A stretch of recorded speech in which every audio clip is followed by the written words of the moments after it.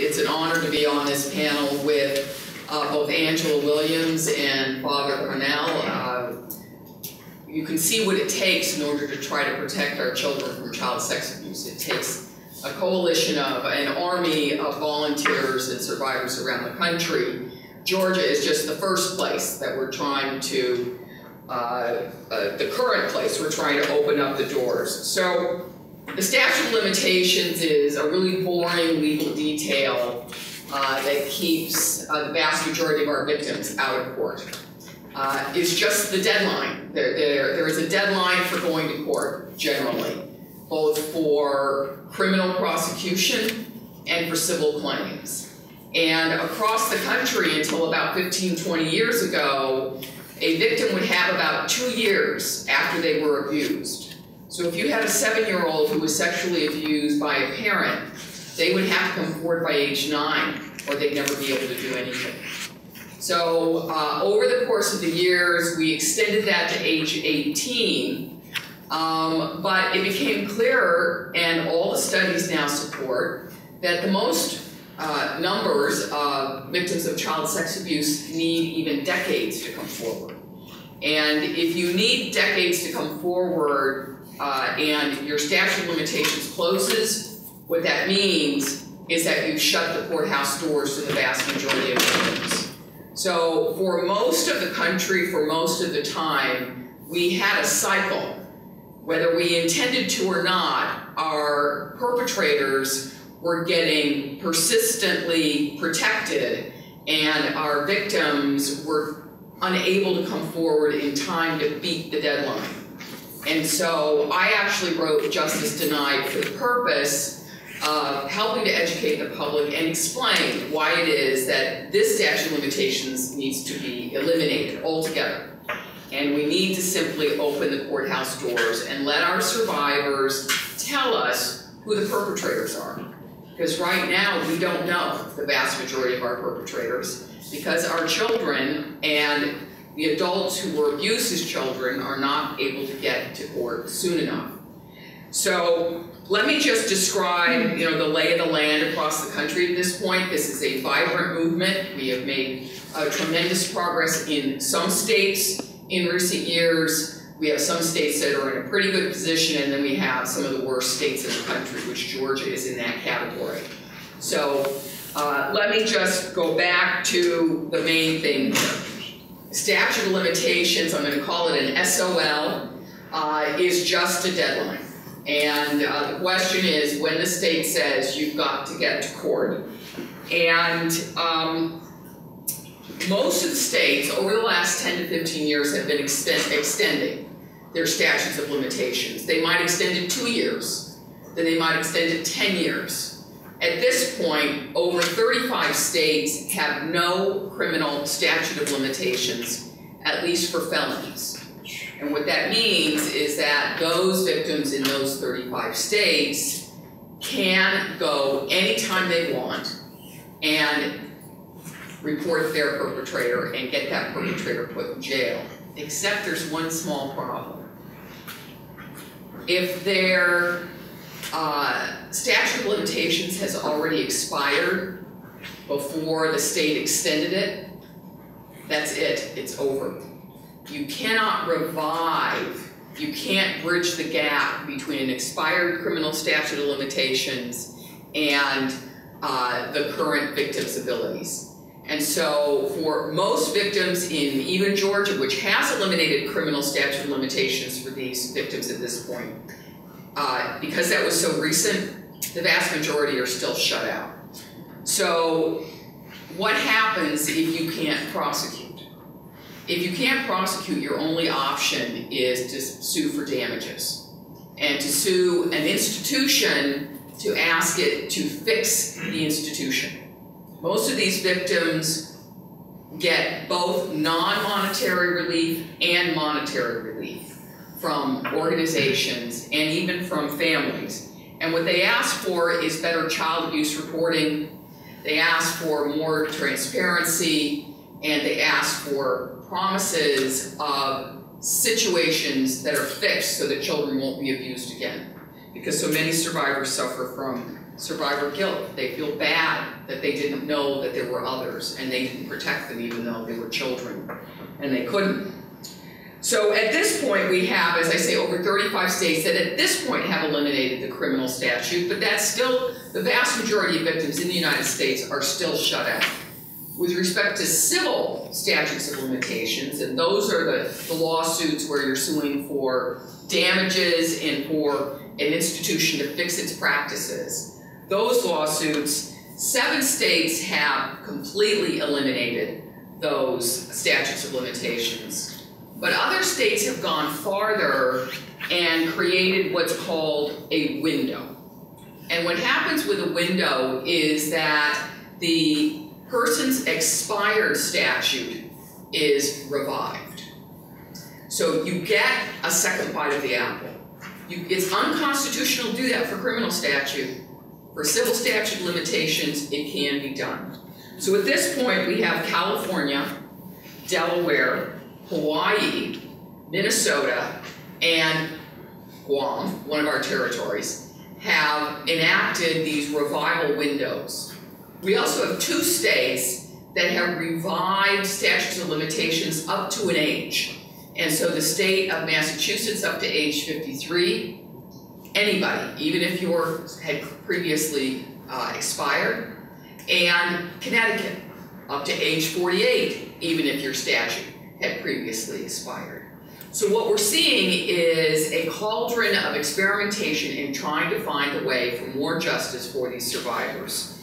So let me just close because we're each trying to use it just a little bit of time so we can take questions.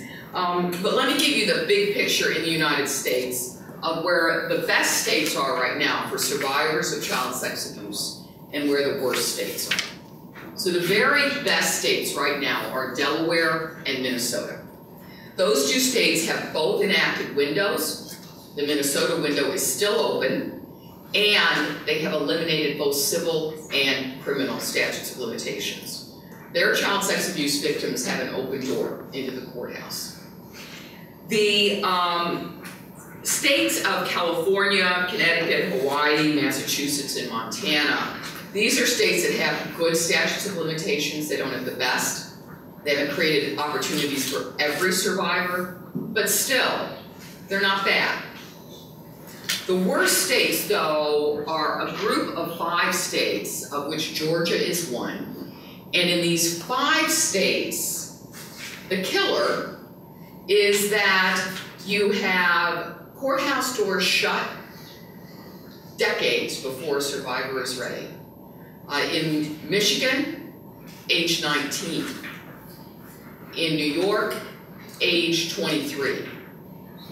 Georgia, Mississippi, and Alabama, all of these states, if you don't make it by the time you're in your early 20s, you don't make it. And the chart that Justin is just passing out now is the chart of the best and the worst states in the country. It lays out all 50 states. So let me just close by saying this. This is a quickly changing area of the law.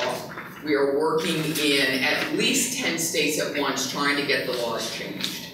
And I keep track of this on my website, which I run with my students. It's sol-reform.com, and it provides all 50 states. We have just launched today a new 50-state update with more detailed statutes of limitations, an update from the last several years, and also resource materials. So we're going to keep adding to the site, but the idea is that there is a place for survivors to go to get an idea of where their state is, and also for activists to go to see what they need to do. You know, it took me a good 5 years into this movement to understand it really is just all politics. It's okay, we're older. Yes, you know, we've had enough trucks roll over us. We finally woke up. There's a lot of politics. Yeah. And my point being that it's a movement that you can't do from the federal government because these laws are made in the states. This is a 50-state project, unfortunately.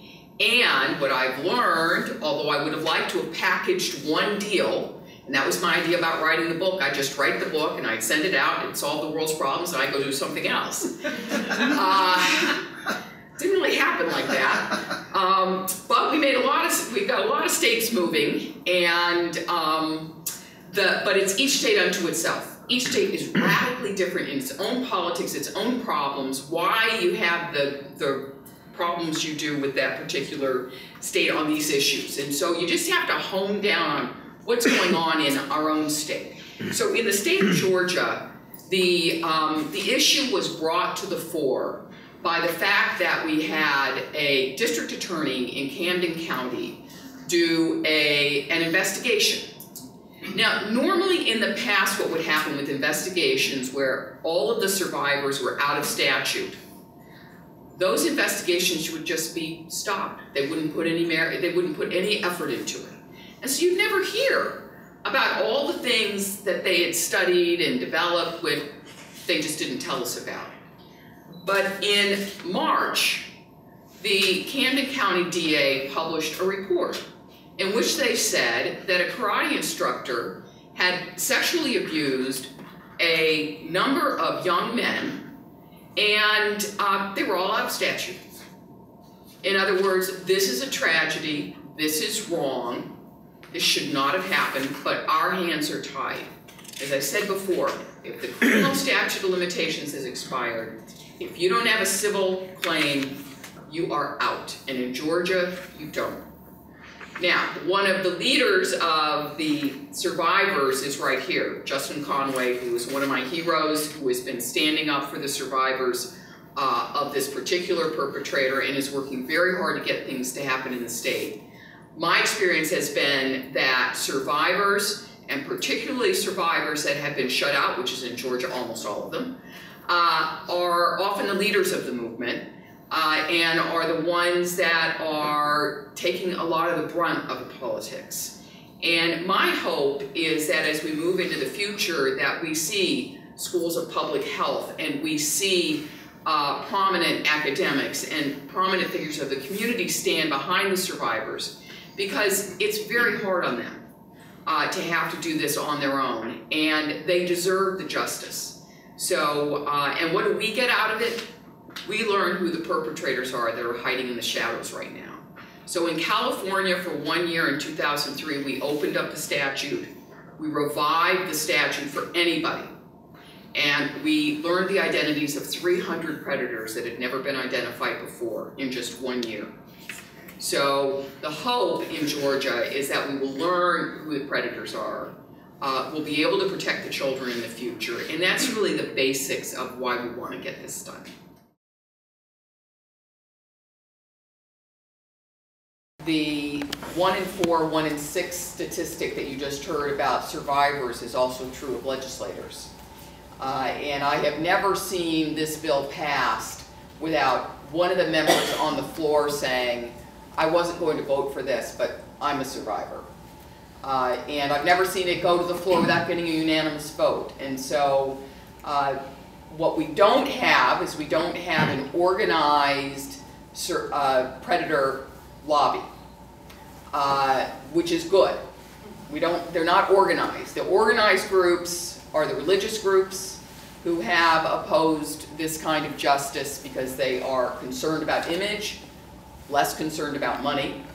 But the real quiet enemy in all of this is that, however I put this, we prefer adults.